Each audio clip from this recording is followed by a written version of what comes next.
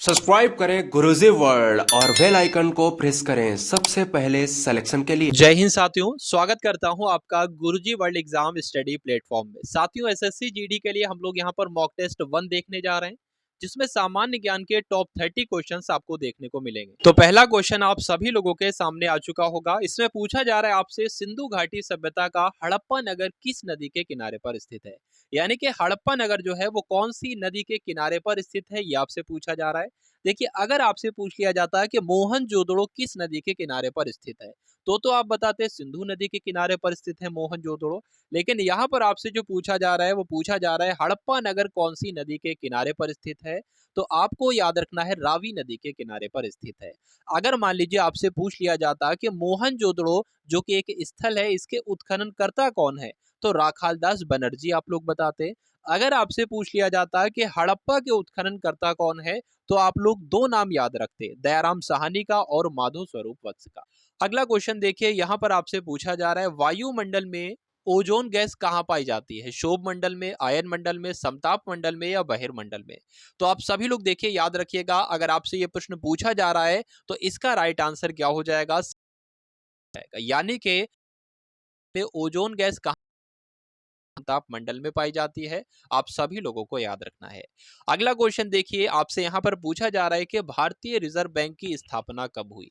तो आप सभी लोग जानते हैं भारतीय रिजर्व बैंक यानी कि आरबीआई की स्थापना कब हुई, लेकिन इससे संबंधित हम लोग इस वीडियो में कई सारे क्वेश्चंस देखेंगे। जैसे कि आप सभी लोगों को हो सकता हो मालूम हो कि आरबीआई का हेडक्वार्टर कहां पर है, मुख्यालय कहां पर है, तो मुंबई आपको बताना है। अगर आपसे पूछ लिया जाए आरबीआई का राष्ट्रीयकरण कब किया गया था, तो 1 जनवरी 1949 में किया था, ये आपको याद रखना है। अगर आपसे पूछ लिया जाए भारतीय रिजर्व बैंक के गवर्नर कौन है वर्तमान समय पर, तो शक्तिकांत दास का नाम आपको ध्यान रखना है। लेकिन यहां पर पूछा जा रहा है कि स्थापना कब हुई थी, तो यह भी आप लोग याद रखिए कि 1 अप्रैल 1935 को आरबीआई की स्थापना हुई थी। फोर्थ नंबर का क्वेश्चन आप सभी लोगों के सामने देखिए आ चुका होगा। इसमें आपसे पूछा जा रहा है कि निम्न में से अपश्रव्य तरंगे कौन सी हैं।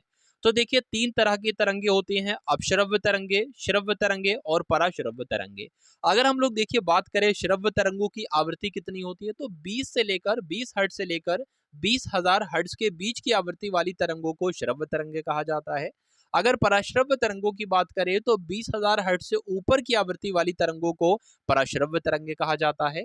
लेकिन इस प्रश्न में आपसे पूछा जा रहा है कि अपश्रव्य तरंगे कौन सी होती हैं, तो 20 हर्ट्ज से नीचे वाली तरंगों को अपश्रव्य तरंगे कहते हैं। बात आपको ध्यान रखना है। अगला क्वेश्चन देखिए, यहाँ पर आपसे पूछा जा रहा है कि भारत की कौन सी पर्वत श्रृंखला सबसे प्राचीन है, हिमालय, नीलगिरी, अरावली या सतपुड़ा। तो क्या हो सकता है इस प्रश्न का बिल्कुल सही उत्तर बताने की कोशिश करेंगे आप सभी लोग।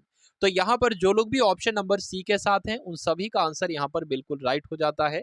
अगला क्वेश्चन देखिए और बता दीजिए यहाँ पर आपके इस प्रश्न का सही उत्तर क्या हो सकता है।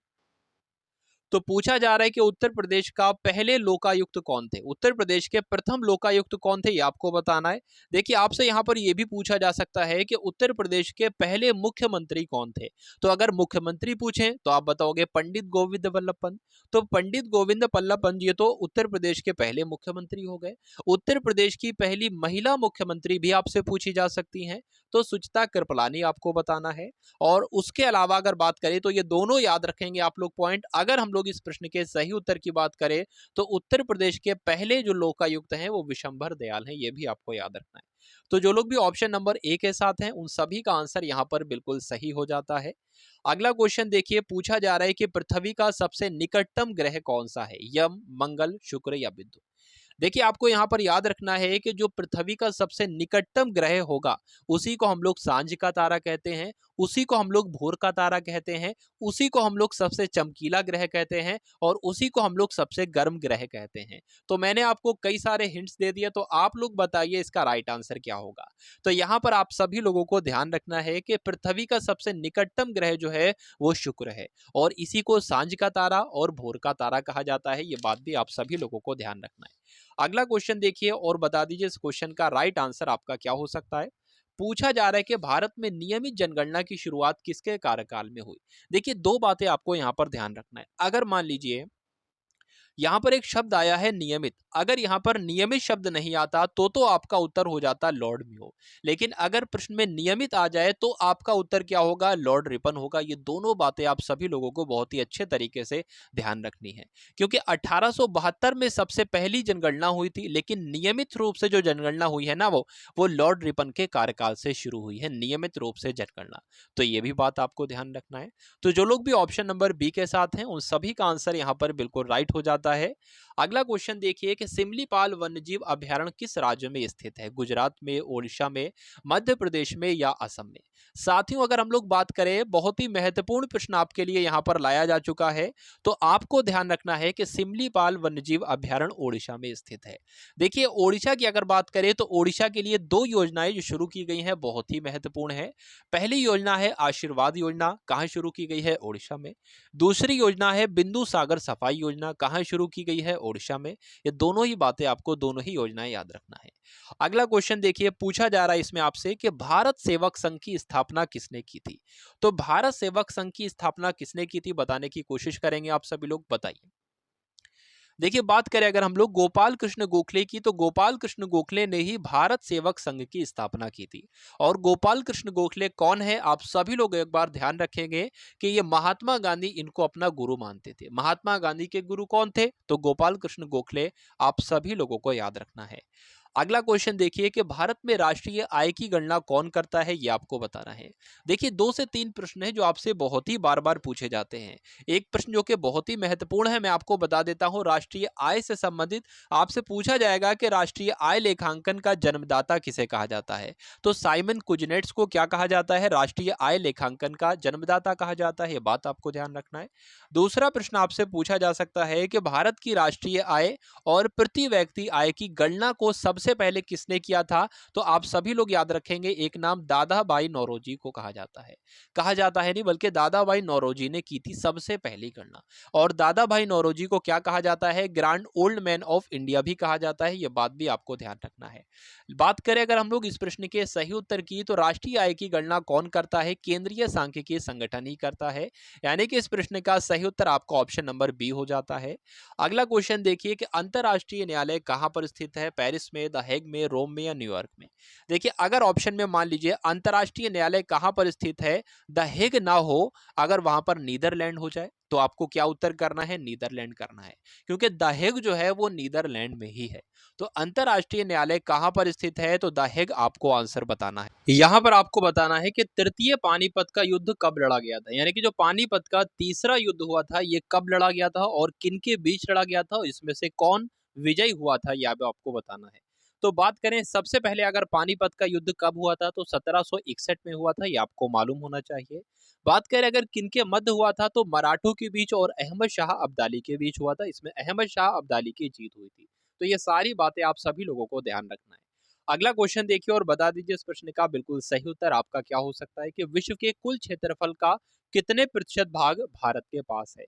देखिए अगर हम लोग यहाँ पर बात करें कि विश्व का कुल क्षेत्रफल अगर 100% है, यानी कि विश्व का कुल एरिया अगर 100% है, तो भारत के पास कितना एरिया है ये आपको बताना है। बताइए भाई। तो बात करें अगर हम लोग इस प्रश्न के सही उत्तर की, तो आपको ध्यान रखना है 2.42%। अगर 100% एरिया है पूरे विश्व का, तो भारत के पास कितना एरिया है, मात्र 2.42%। ये बात आप सभी लोगों को ध्यान रखना है। अगर आपसे पूछ लिया जाए कि भारत का क्षेत्रफल कितना है, तो आप लोग क्या बताओगे, 32,87,263 वर्ग किलोमीटर। ये बात भी आप सभी लोगों को ध्यान रखना है। अगला क्वेश्चन देखिए, यहां पर आपसे पूछा जा रहा है कि विजयवाड़ा किस नदी के किनारे पर बसा हुआ है। विजयवाड़ा देखिए एक जिला है और ये जिला कहां पर स्थित है, आंध्र प्रदेश में स्थित है। यह बात आपको ध्यान रखना है, आंध्र प्रदेश में स्थित है। और ये कौन सी नदी के किनारे पर स्थित है, ये आपसे प्रश्न में पूछा जा रहा है। तो बताने की कोशिश कीजिए आपका राइट आंसर यहां पर क्या हो सकता है। विजयवाड़ा की बात करें तो विजयवाड़ा जो है ये कृष्णा नदी के किनारे पर बसा हुआ है। तो जो लोग भी ऑप्शन नंबर बी के साथ हैं उन सभी का आंसर यहाँ पर बिल्कुल सही हो जाता है। अब अगला क्वेश्चन देखिए और बताने की कोशिश कीजिए इस प्रश्न का राइट आंसर आपका क्या हो सकता है। भारत के किस राज्य की तटरेखा सबसे लंबी है, आंध्र प्रदेश की, केरल की, गुजरात की या तमिलनाडु की। तो देखिए अगर मान लीजिए आपसे ये पूछ लिया जाता है, यहाँ पर जो भारत लिखा हुआ है ना, भारत, अगर भारत से पहले दक्षिण लिख दिया जाता तो इसका उत्तर चेंज हो जाता। यानी कि दक्षिण भारत में कौन सा ऐसा राज्य है जिसकी तटरेखा सबसे लंबी है? अगर ये प्रश्न आता तो आपका उत्तर होता आंध्र प्रदेश। क्या उत्तर होता? आंध्र प्रदेश होता। लेकिन यहां पर दक्षिण तो आया नहीं है, तो अब क्या उत्तर होगा? अब इसका उत्तर हो जाएगा गुजरात। तो दोनों ही प्रश्न आपको ध्यान रखना है। अगर आपसे पूछे भारत के कौन सा राज्य ऐसा है जिसकी तटरेखा सबसे लंबी है, तो गुजरात आपको बताना है। और अगर आपसे पूछा जाए दक्षिण भारत में किस राज्य की तटरेखा सबसे लंबी है, तो आंध्र प्रदेश आपका उत्तर हो जाएगा। अगला क्वेश्चन देखिए जो कि बहुत ही महत्वपूर्ण है और अक्सर परीक्षाओं में यह प्रश्न पूछा जाता है। तो खगोलीय एकक है, यह आपको बताना है क्या है खगोलीय एकक। सूर्य से पृथ्वी की न्यूनतम दूरी, सूर्य से पृथ्वी तक की अधिकतम दूरी, सूर्य की सतह से पृथ्वी के केंद्र तक की मध्य, या इनमें से कोई नहीं। तो देखिए आप लोग याद रखेंगे कि खगोलीय एकक जो है ना, खगोलीय एकक क्या है, आप सभी लोगों को ध्यान रखना है। खगोलीय एकक जो है वो सूर्य की सतह से पृथ्वी के केंद्र तक की माध्य को क्या कहा जाता है? खगोलीय एकक कहा जाता है। यानी कि ऑप्शन नंबर सी के साथ जो लोग भी हैं उन सभी का आंसर यहाँ पर बिल्कुल सही हो जाता है। अगला क्वेश्चन देखिए कि सवाना घास के मैदान कहाँ पर स्थित है? अफ्रीका में, यूरोप में, उत्तरी अमेरिका में, या दक्षिणी अमेरिका में? देखिए ये घास के मैदान होते हैं, जैसे कि सवाना घास का मैदान हो गया, कई सारे और भी होते हैं। तो सवाना घास का मैदान कहाँ पर स्थित है, ये आपसे पूछा जा रहा है, बताने की कोशिश कीजिए, बताइए। देखिए मान लीजिए अगर आपसे ये पूछ लिया जाता कि प्रियरीज घास के मैदान कहाँ पर हैं, तो ये तो उत्तरी अमेरिका में है। अगर आपसे पूछा जाता पंपास घास के मैदान कहाँ पर हैं, तो ये तो दक्षिण अमेरिका में है। अगर आपसे पूछा, लेकिन यहाँ पर आपसे पूछा जा रहा है सवाना घास के मैदान कहाँ पर हैं, तो अफ्रीका में स्थित है। यानी कि ऑप्शन नंबर ए के साथ जिनका भी आंसर जा रहा है उन सभी का आंसर यहाँ पर बिल्कुल राइट हो जाएगा। और अगला क्वेश्चन देखिए कि भारतीय भाषाओं के संरक्षण एवं विकास हेतु हिंदुस्तानी अकादमी कहाँ पर स्थित है? प्रयागराज में, वाराणसी में, लखनऊ में, या गोरखपुर में? तो आपको यहाँ पर याद रखना है कि जो हिंदुस्तानी अकादमी है, हिंदुस्तानी अकादमी ये आपके प्रयागराज में स्थित है। तो इस प्रकार आपका राइट आंसर जो है वो ऑप्शन नंबर ए के साथ चला जाता है, ऑप्शन नंबर ए। अगला क्वेश्चन देखिए कि उत्तर प्रदेश शासन के राजस्व विभाग में कितने अनुभाग हैं? 15, 13, 10 या 14? बहुत अच्छा क्वेश्चन है। बहुत ही अच्छा क्वेश्चन है कि उत्तर प्रदेश शासन के जो राजस्व विभाग है उसमें कितने अनुभाग हैं? 15 है, 13 है, 10 है, 14 है? तो आप सभी लोग याद रखेंगे इसमें 14 विभाग हैं। मोस्ट इंपॉर्टेंट क्वेश्चन, 14 विभाग हैं। अगला क्वेश्चन आपके समक्ष आ चुका है और बताना है इस प्रश्न का आपको राइट आंसर क्या हो जाएगा। पूछा जा रहा है कि भौतिकी के क्षेत्र में नोबेल पुरस्कार प्राप्त करने वाले पहले भारतीय कौन थे? सीवी रमन थे, हरगोविंद खुराना थे, या चंद्रशेखर थे? देखिए आप सभी लोग याद रखेंगे कि सीवी रमन क्या इसका हो जाएगा? इसका राइट आंसर हो जाएगा। यानी कि भौतिकी के क्षेत्र में नोबेल पुरस्कार प्राप्त करने वाले पहले भारतीय सीवी रमन थे। सीवी रमन की फुल फॉर्म क्या हो जाएगी? यानी कि सी से हो जाएगा चंद्रशेखर और वी से हो जाएगा वेंकट। ठीक है, तो ये आपका राइट आंसर हो जाएगा। अब हम लोग बात कर लेते हैं हरगोविंद खुराना को भी क्या कुछ मिला है? तो बिल्कुल भाई, चिकित्सा का नोबेल पुरस्कार हरगोविंद खुराना को मिला है। मदर टेरेसा को तो आप सभी लोग जानते होंगे। मदर टेरेसा जो है वो समाज सेवा से संबंधित कार्य करती थी और इसके लिए ही इनको शांति का नोबेल पुरस्कार मिला था। किसको? मदर टेरेसा को कौन सा पुरस्कार मिला था? शांति का पुरस्कार मिला था। ये बात आपको अपने जहन में ध्यान रखना है। अगला क्वेश्चन देखिए कि इनमें से कौन सी खरीफ की फसलें हैं? मूंगफली है, मक्का है, कपास है, सरसों है? बताइए। तो अगर हम लोग देखिए बात करें इनमें से कौन सी खरीफ की फसलें हैं, तो मूंगफली जो है वो भी खरीफ की फसल है, मक्का भी है, कपास भी है। ठीक है, तो यहाँ पर हो सकता है शायद नहीं आया हो। पूछा जा रहा हो आपसे कि इनमें से कौन सी खरीफ की फसल नहीं है। तो यहाँ पर जब ऑप्शन नंबर डी में मैंने देखा सरसों, तो ये तो खरीफ की फसल नहीं है। क्यों? क्योंकि ये तो रबी की फसल है। तो ये बात आपको ध्यान रखना है। ऊपर वाली तीन, ये तीनों खरीफ की फसलें हैं, लेकिन सरसों जो है ये रबी की फसल है। उसके अलावा रबी की फसलें और कौन कौन सी होती हैं? जैसे कि गेहूं है, चना है, मटर है, जौ है, मसूर है, ये सारी आपको रबी की फसल ही मिलेगी। ठीक है, अगला क्वेश्चन देखिए और बता दीजिए इस प्रश्न का सही उत्तर आपका क्या हो सकता है। राष्ट्रपति द्वारा जारी किए गए अध्यादेश की अधिकतम अवधि कितनी होती है? 6 सप्ताह, 3 महीने, 6 महीने, या 10 महीने? तो बताने की कोशिश करेंगे इस प्रश्न का राइट आंसर आपका क्या हो सकता है, बताइए। इस प्रश्न का राइट आंसर आप सभी लोगों का भाई क्या हो सकता है बताने की कोशिश कीजिए, आप सभी लोग इसका राइट आंसर क्या होगा। तो आपको ध्यान रखना है यहाँ पर 6 महीने हो जाएगा, यानी कि राष्ट्रपति के द्वारा जारी किए गए अध्यादेश की जो अधिकतम अवधि होती है वो 6 महीने ही होती है। तो जो लोग भी यहाँ पर ऑप्शन नंबर सी के साथ हैं उन सभी का बिल्कुल सही उत्तर हो जाता है। अगला क्वेश्चन देखिए कि विश्व योग दिवस कब मनाया जाता है? 18 मार्च को, 18 अप्रैल को, 21 जून को या 10 जुलाई को? तो जल्दी से करेंगे आप सभी लोग इस क्वेश्चन का बिल्कुल राइट आंसर। बहुत ही आसान सा क्वेश्चन है और सैकड़ों बार ये कई सारी परीक्षाओं में पूछा जा चुका है। तो विश्व योग दिवस कब मनाया जाता है? 21 जून आप सभी का आंसर जा रहा है, जो कि बिल्कुल राइट आंसर आप सभी लोगों का है।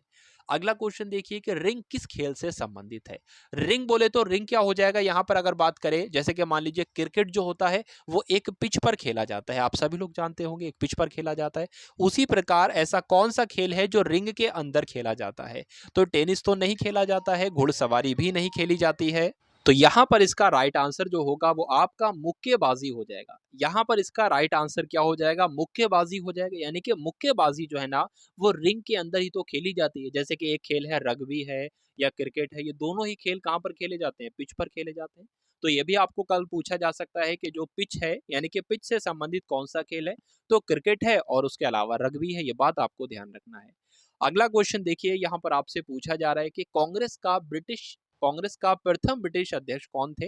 ऑकलैंड थे, जॉर्ज यूले थे, विक्टोरियल थे, कौन थे बताइए। तो अच्छा क्वेश्चन है, आपसे पूछा जा सकता है। कांग्रेस के पहले ब्रिटिश अध्यक्ष जो थे इनका नाम था जॉर्ज यूले। तो जो लोग भी यहाँ पर ऑप्शन नंबर बी के साथ हैं उन सभी का आंसर यहाँ पर बिल्कुल सही हो जाता है। अगला क्वेश्चन आपके सामने आ चुका है और बताना है इस क्वेश्चन का आपको राइट आंसर क्या हो जाता है। पूछा जा रहा है आपसे किसके द्वारा संविधान में संशोधन किया जा सकता है? संसद के द्वारा, राष्ट्रपति के द्वारा, मंत्रिपरिषद के द्वारा या प्रधानमंत्री के द्वारा? देखिए बात करें अगर संविधान में संशोधन करना होता है तो वो कौन से अनुच्छेद के तहत किया जाता है? अनुच्छेद 368 के तहत आपको ध्यान रखना है संविधान में संशोधन किया जाता है। और किसके द्वारा किया जाता है? तो संसद के द्वारा किया जाता है, ये बात भी आपको ध्यान रखना है। संसद की अगर हम लोग बात करें तो संसद के 3 अभिन्न अंग हैं, किस किस से मिलकर बनी है संसद? आपको ध्यान रखना है लोकसभा से, राज्यसभा से और राष्ट्रपति से, इन तीनों से मिलकर ही तो बनी है भाई साहब संसद आपकी। तो यहाँ पर जो लोग भी ऑप्शन नंबर ए के साथ हैं आप सभी का उत्तर यहाँ पर बिल्कुल सही हो जाता है। अगला क्वेश्चन देखिए कि पल्लव राजाओं की राजधानी कहाँ पर थी? महाबलीपुरम में थी, चेन्नईपट्टनम में थी, मदुरई में थी या कांचीपुरम में थी? तो क्या होगा आपके इस क्वेश्चन का बिल्कुल सही उत्तर? एक बार बताने की कोशिश करेंगे आप सभी लोग। तो पल्लव राजाओं की राजधानी जो थी वो कांचीपुरम में थी। तो इस क्वेश्चन का राइट आंसर डी चला जाता है और आपका भी डी आंसर जा रहा है, तो बिल्कुल बहुत ही अच्छी बात है। अगला क्वेश्चन आपके सामने आ चुका है, बहुत ही आसान क्वेश्चन है कि सौर ऊर्जा का स्रोत है, नाभिकीय विसंगलन है या नाभिकीय विखंडन है या ए और बी दोनों है?